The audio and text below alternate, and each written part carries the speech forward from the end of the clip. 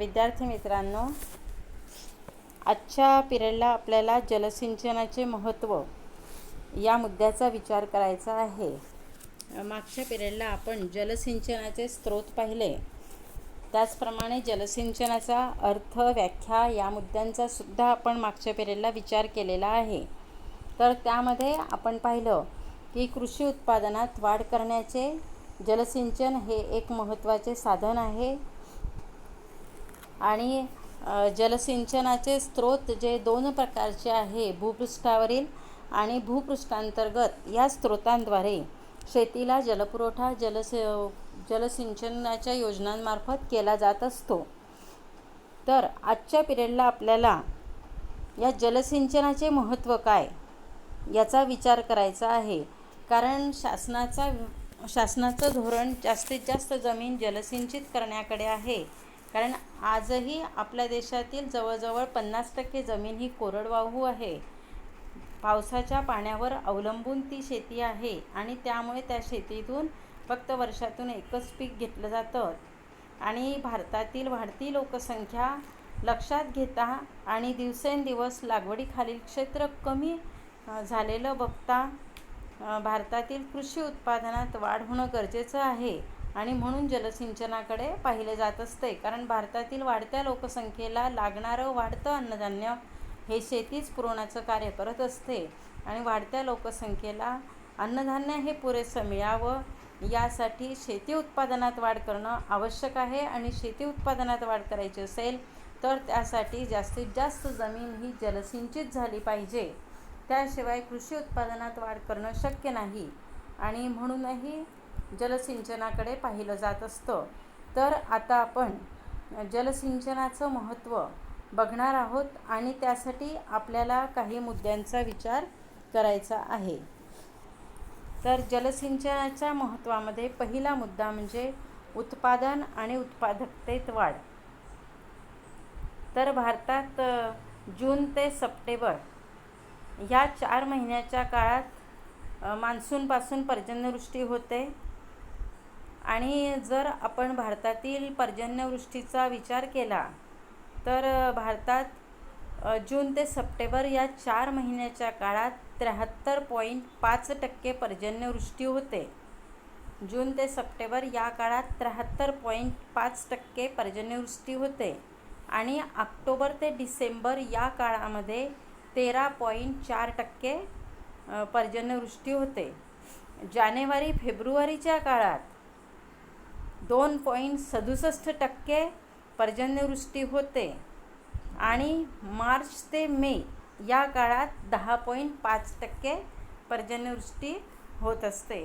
तर आपण आता ही विविध आकडेवारी पाहिली आहे आणि सर्वसाधारणपणे आपल्या भारतामध्ये जून ते ऑक्टोबर हा पावसाचा काळ मानला जातो. पण तरीसुद्धा नोव्हेंबर, डिसेंबर, जानेवारी, फेब्रुवारी, मार्च, एप्रिल, मे या महिन्यामध्ये सुद्धा थोडाफार काहीतरी पाऊस पडतच असतो. आपण बऱ्याच वेळा म्हणतही असतो की पावसाळ्याचे दिवस नाही आणि पाऊस पडतो आहे, पण हा अधूनमधून पडत असतो.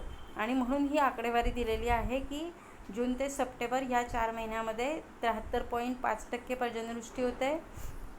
ऑक्टोबर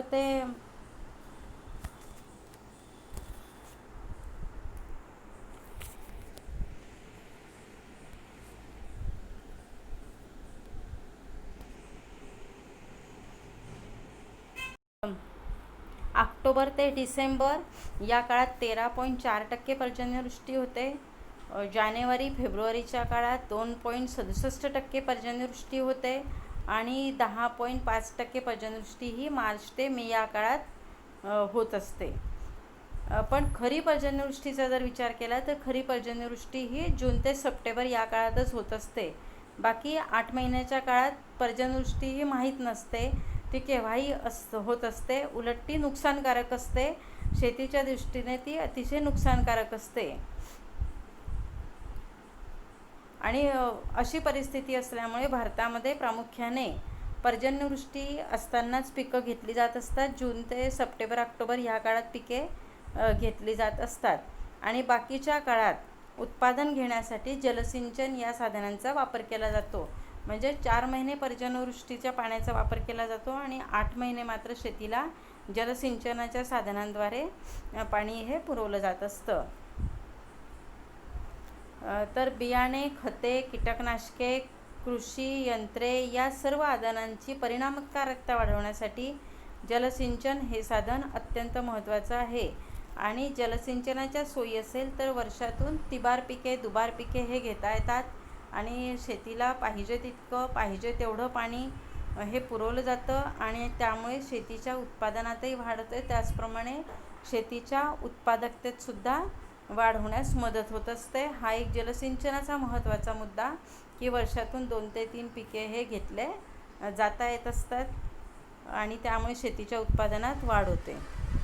दुसरा मुद्दा आहे शेतजमिनीचा अधिक उपयोग. शेती जर मान्सूनच्या पर्जन्यवृष्टीवर अवलंबून असेल तर शेतीतून फक्त एकच उत्पादन घेता येतं, आपण आत्ताच बघत आहोत. मात्र अपवादात्मक स्थितीत कोरडवाहू पिके जसे गहू, हरभरा, ज्वारी, करडई ही सुद्धा घेतली जातात. जर शेतीला जलसिंचन सुविधा उपलब्ध झाल्या किंवा जलसिंचन करण्यात आले तर शेतीतून 2 ते 3 पिकं घेतली जात असतात.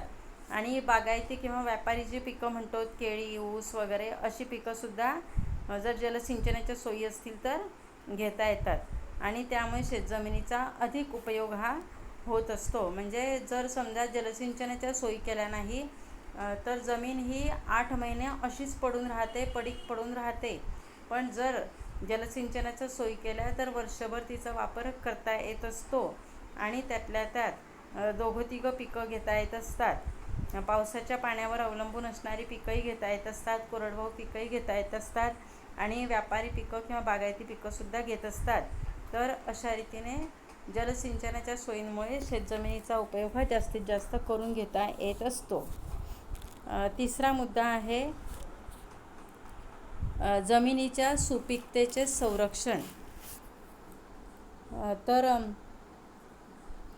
कृषी उत्पादन किंवा शेतीतील उत्पादन हे प्रामुख्याने पिकांना जमिनीतून उपलब्ध होणाऱ्या ओलाव्यावर अवलंबून असते आणि जर पाऊस कमी पडला, पर्जन्यवृष्टी अपुरी झाली तर हा ओलावा कमी होतो.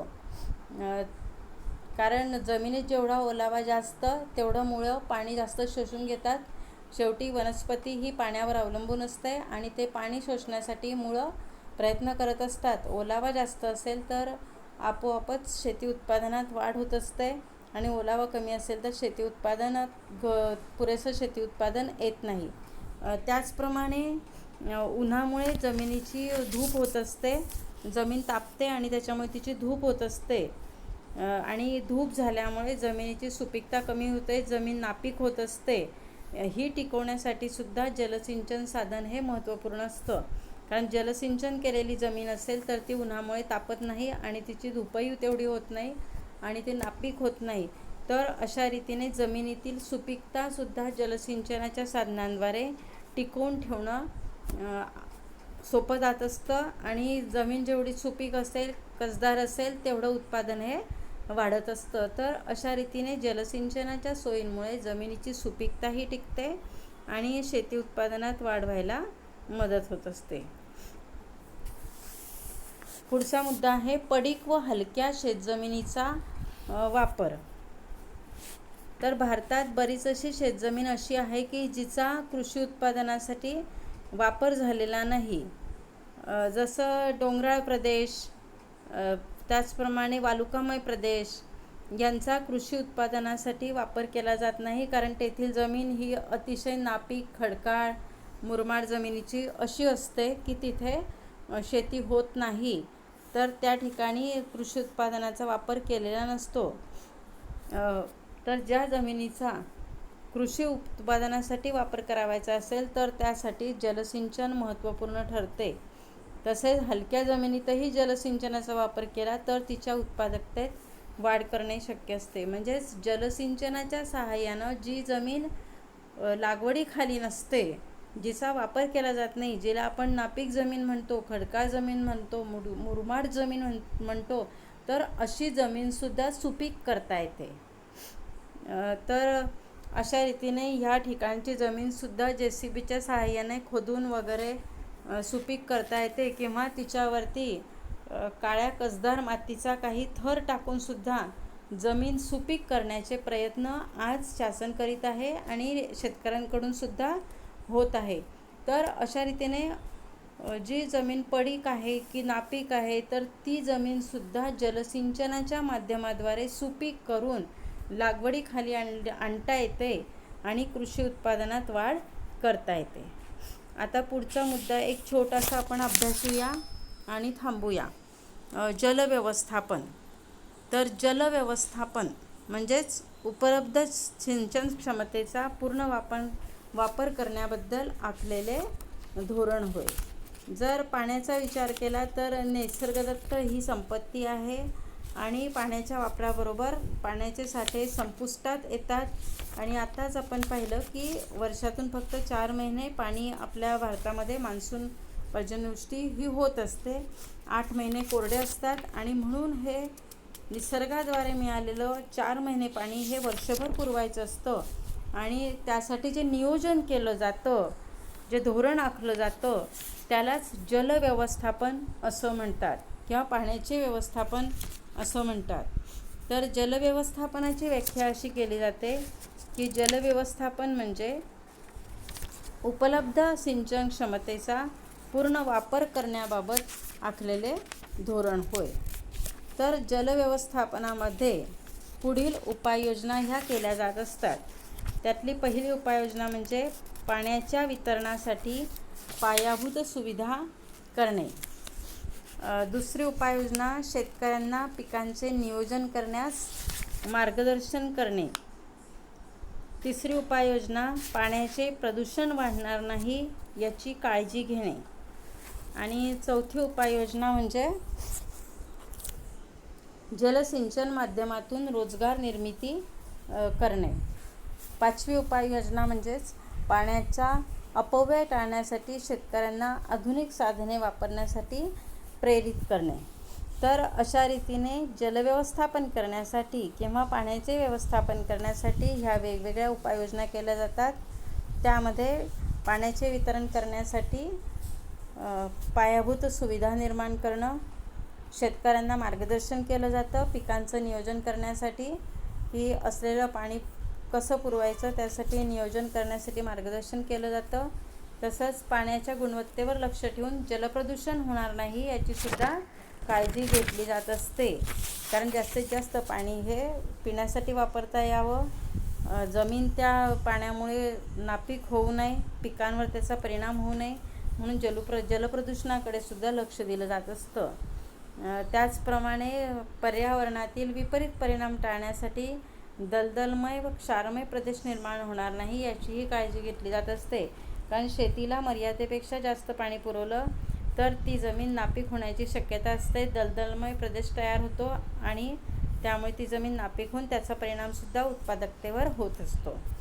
त्याचप्रमाणे जलसिंचनाच्या सहाय्यानं ग्रामीण भागामध्ये रोजगार निर्मिती करणं, जलसिंचनाच्या सुविधा ज्या निर्माण केल्या जातात त्यासाठी जी धरणं बांधली जातात, तळे बांधले जातात, कालवे खोदले जातात, पाट बांधले जातात, तर हे करण्यासाठी रोजगार करण्यासाठी अनेक लोकांची गरज असते आणि त्या माध्यमातून अनेक लोकांना रोजगारसुद्धा पुरवला जात असतो. आणि महत्त्वाचं म्हणजे पाण्याचा अपव्यय टाळण्यासाठी शेतकऱ्यांना आधुनिक साधने वापरण्यास प्रेरित करणं. त्यामध्ये ठिबक सिंचन झालं, तुषार सिंचन झालं. यामुळे पिकांना आवश्यक तेवढंच पाणी दिलं जातं. जमीन दलदलमय पण होत नाही, फक्त पिकांना तेवढं पाणी हे मिळत असतं. तर अशा रीतीने शेतकऱ्यांनासुद्धा पाण्याचा अपव्यय होणार नाही यासाठी मार्गदर्शन करणं, प्रेरित करणं. तर अशा विविध उपाययोजना ह्या जलव्यवस्थापनामध्ये केल्या जात असतात.